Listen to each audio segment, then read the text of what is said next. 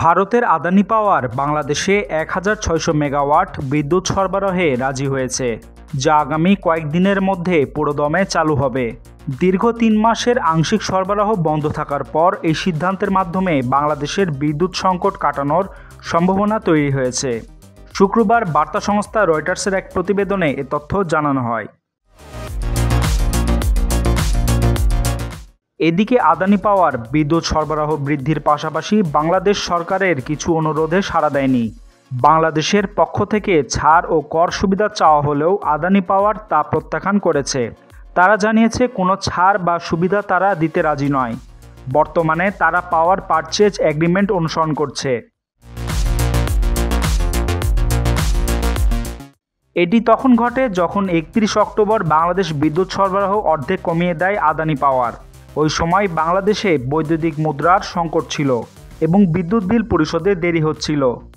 এরপরে ১ নভেম্বর বিদ্যুৎ কেন্দ্রের ২টি ইউনিটের মধ্যে একটি বন্ধ হয়ে যায়। তবে শীতকালীন চাহিদা কম থাকায় কিছু সময়ের জন্য বিদ্যুৎ সরবরাহ চালু রাখা হয়েছিল।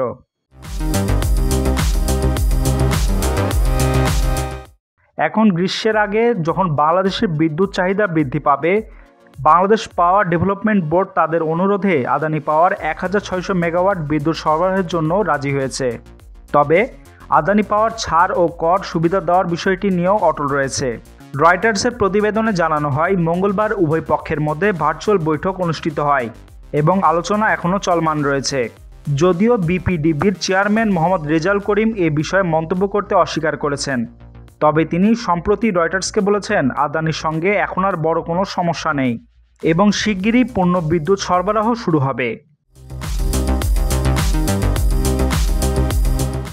বর্তমানে বাংলাদেশে প্রতি মাসে আদানি পাওয়ারকে $৮৫ মিলিয়ন বেশি পরিশোধ করার চেষ্টা করছে, যা বিদ্যুৎ কেনার জন্য নির্ধারিত পরিমাণ।